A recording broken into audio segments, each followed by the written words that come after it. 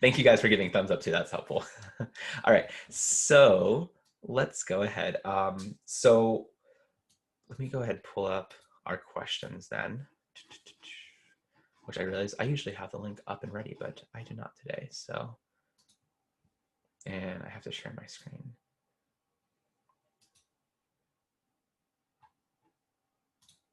Are you excited to go on like family leave?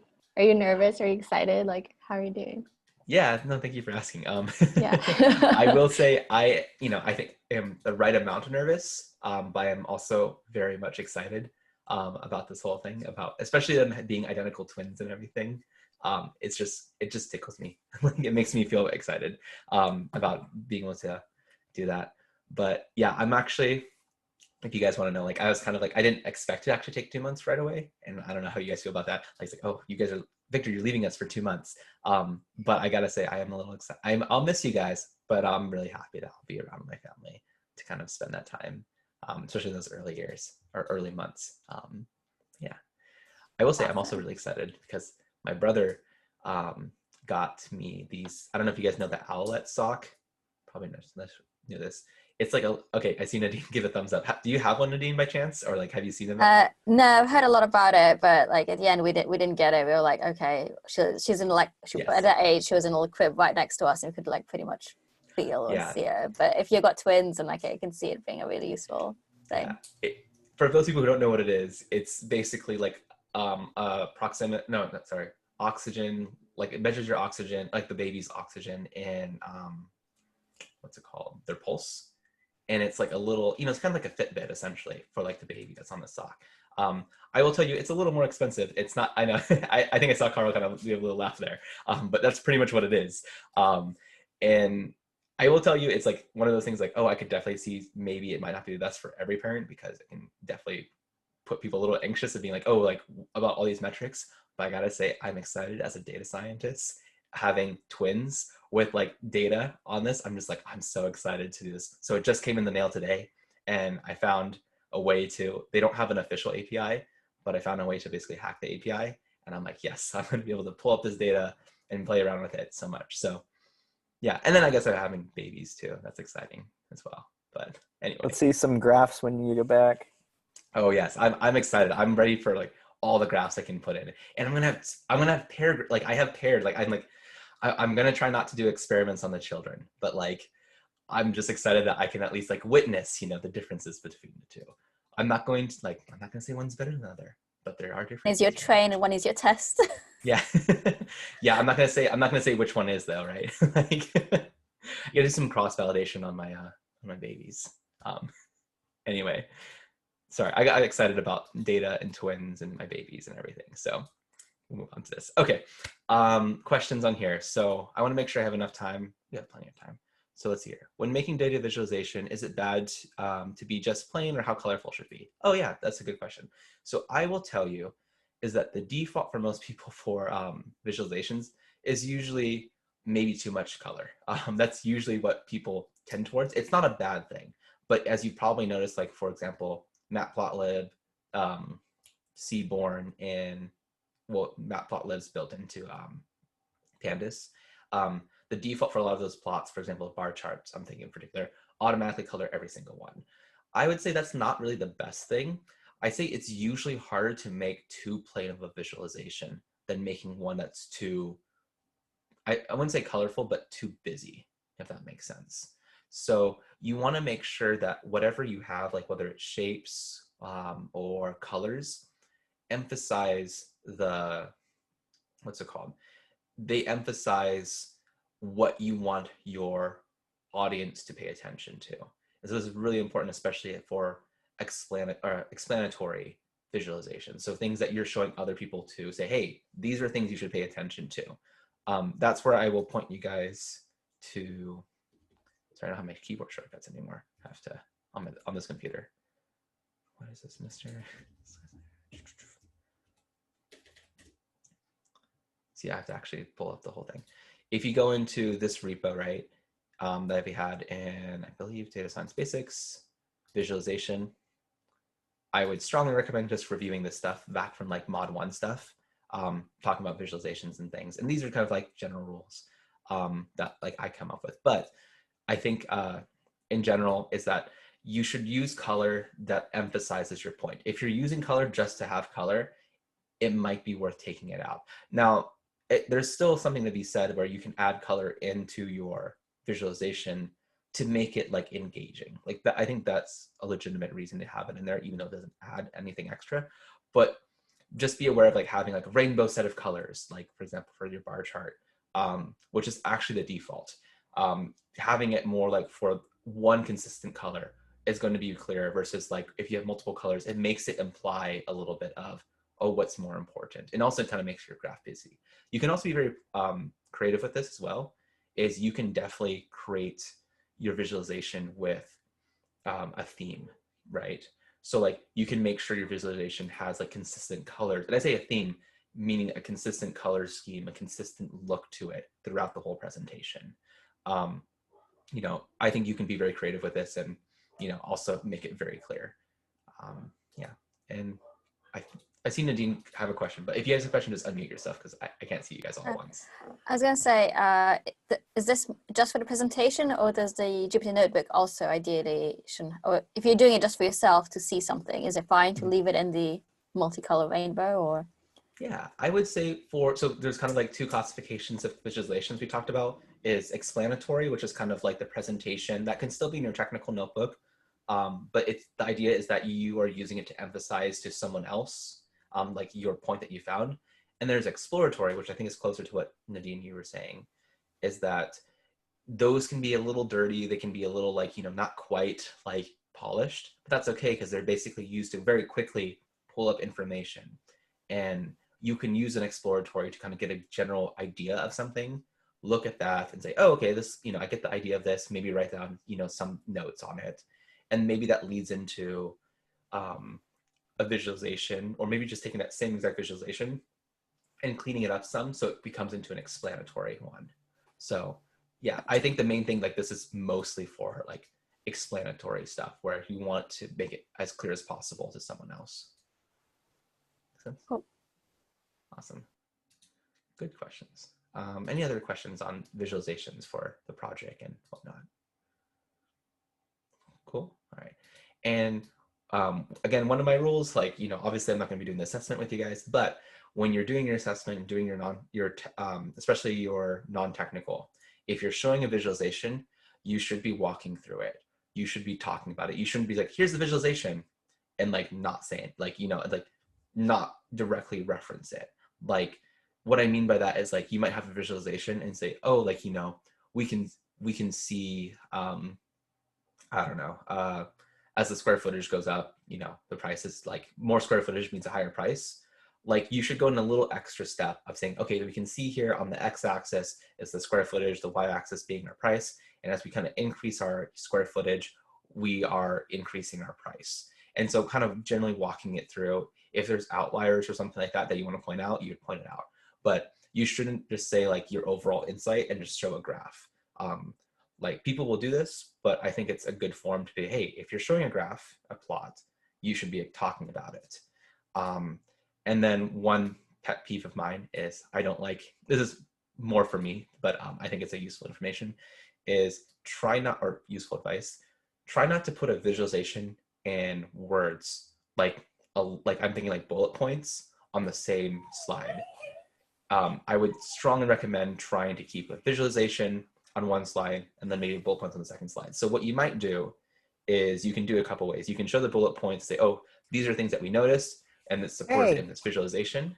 And then it could be something along the lines of, what's it called? Instead the opposite, where you have your visualization first, you talk about the visualization, and then the next slide showing multiple bullet points talking about it. Compromise to this might to be like appearing, what's it called? Like if you had like the next slide where it's like the next bullet point and the next slide shows the next bullet point, that could be good too. But I think having both the visualization and like words explanation right next to each other on one slide at once, I think that ends up being a little too busy.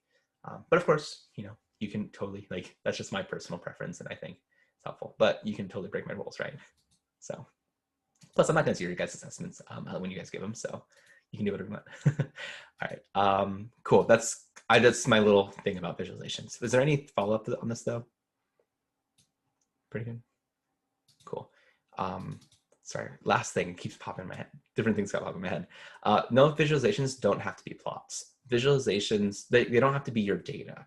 They can be something that are emphasizing things of your data or your visualization. And this is where like, it shouldn't be like, don't stress out. People say like, oh, do I have to have 5 visualizations or whatever the curriculum says on the thing? It's like, oh, I have to have 5 to check them off. Don't worry about that. Like, don't stress out about saying, do I have enough visualizations?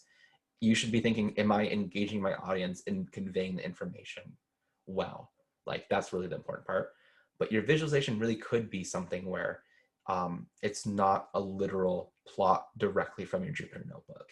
It can be something like, I've seen people literally have like, you know, in big bold letters or something like that, like something about their data.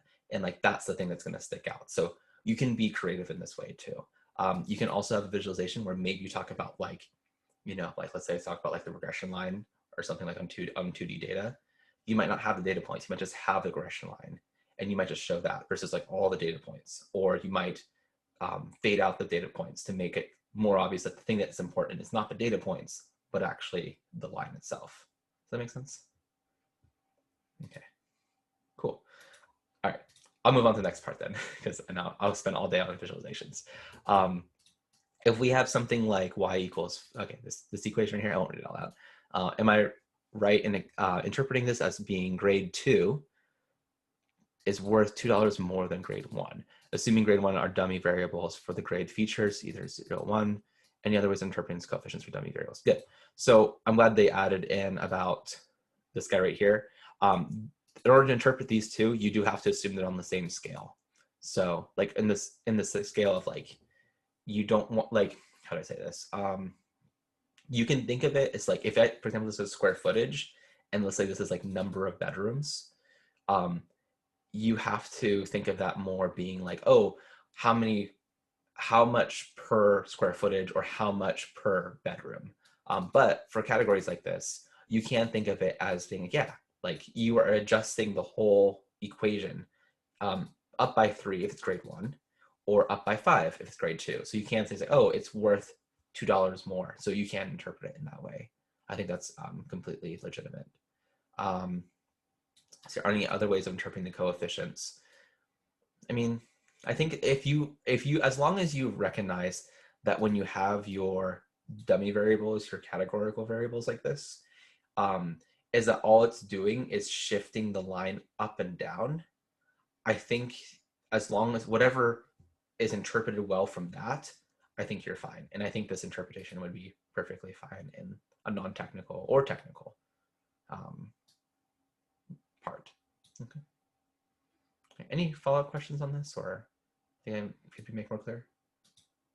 No? Cool. All right. Let's see here. Is it normal that min-max scaling of a couple features may not change R squared R on a C? Does the scaling just help us know which coefficients are most important? Exactly. Scaling, min-max scaling, or really any scaling, including standard scaling, really shouldn't change the predictability of your linear regression line, because it's just basically just shrinking it down or blowing it up. But what comes down to is like, oh, well, that means the coefficients might change. Like, that's the only difference. And basically the coefficients are changing because the units of these variables are changing, okay? So yeah, you wouldn't expect these to really change. They might change just because of significant figures, essentially, but they shouldn't be significant. Like you shouldn't see your RMSE all of a sudden like shoot up, or your R squared shoot up, unless you change the price, or I should say the target. You can use standard scaling, for example, or min-max scaling. You can use min-max scaling to say like how important these things are, because if everything's scaled from 0 to 1, assuming there's no like major outliers, you can kind of get a feel for what is the most important. And in fact, that's very typical, where people will either use min-max scaling or standard scaling for all the variables and model off that and just see which ones are the largest values. And that gives an overall like importance of like what's the thing that's having the most effect. Now, of course, know that, you know, the most effect, if you have like your scale of your square footage is going off by like, let's say for some reason in your data set, you have 1 square foot and goes up to like, I don't know, like 5,000 square feet or 10,000 square feet. It's going to treat that unit as per 1 square foot. right? So just kind of be aware of that difference. But in general, you can just straight up interpret it from saying which is the largest coefficients. Okay. Sound good? All right, cool. So let's hear last question here. The polynomial features themselves have high p-values and are therefore eliminated by stepwise selection. Should we override this? Does it mean they are not statistically significant, or is it not, and it's not worth explaining further? Yeah, so your p-values, again, are saying essentially a higher p-value means that it's more likely that this does not explain your data. This feature does not do a good job explaining the data, right? This is, again, p-values, right? Like this is kind of like saying, oh, like how weird is this thing? And we would say a low p-value means it's like, oh, like it seems unlikely to be just random chance. Now the problem is, of course, is that even with, just going to reiterate though, is if you have many, many features and some of them are just completely random, just by pure chance, some of those will be significant from the p-value, right? Statistically significant. So just kind of be aware of this. But I would say is that if you're deciding to use stepwise selection and you have polynomial features and those polynomial features have large p-values, I would say yes, you should likely get rid of those unless you have a very, very good reason to keep it in there. One, I would say maybe is a significant reason might be because it's like maybe the common like way of presenting this information is using like some polynomial, like a squared value. So let's say it's like, oh, like we always square this value and like talking about this thing. So if you talked about like the non-squared value or the non-cubed value, like people in the field in the domain won't be familiar with it. So that might be a good reason to keep it in there and actually not include like lower polynomial values. Another one I could think is like, honestly, if you're just like, I don't know, like I feel like this is where I'm conflicted, because I would say you should go off the data. Like if your data is showing like, hey, it's not significant, then you probably shouldn't include it. But I guess if like, let's say you have a client who's like adamant, like this needs to be part of the what's it called? Needs to be part of the data, like of the model, then, are you going to argue with the client? It's like, well, like you can argue with them and they're still like really upset. Like, it's like, okay, like I guess I'm going to keep it in there. The one nice thing is that the p-value, does anyone remember what the p-value actually, like how it's calculated, like why the p-value is coming out of this thing, like up for the features? What the p-value is, like it has to be a hypothesis test, right? So if you remember, a hypothesis is like the null value versus the the null hypothesis and the alternative hypothesis. So what it's saying is like, hey, is the coefficient of this feature significantly different than 0? Which basically means that if it's close to 0, right, is that it's going to have, like if you remember thinking like your power of like your test, right, is that if it's close to 0, it probably is not very significant. So the nice thing is that if you do have high p-values, look at the coefficients. They likely are relatively close to 0. Not all the time, but they likely are. And that's because like basically the model is saying, oh, this value is not that important. So it's like a very small blimp in like the overall model. So I think if you look at that too, and you see the coefficient is relatively low, like close to 0, and the high p-values, I would say, yeah, you definitely want to drop it out. I'm trying to think of any reasons why you might want to keep in there. One might be if you have interacting features and you have it with x squared, like let's say you have like x1 squared times x2, and that's significant, but like the x1 squared by itself is not like significant with the p-value, you'd still want to keep that x1 squared. Does that make sense to people? Okay, good. So that might be a reason why you might keep it in there. Okay, cool. Any questions on that or clarification? Cool. Awesome. So look at that. We finished all these questions, right? So real quick, good, it's about 20 till. So any questions that you guys have like that aren't written on here, or maybe you've just thought of now? I just want to make sure if you guys have questions, we answer them.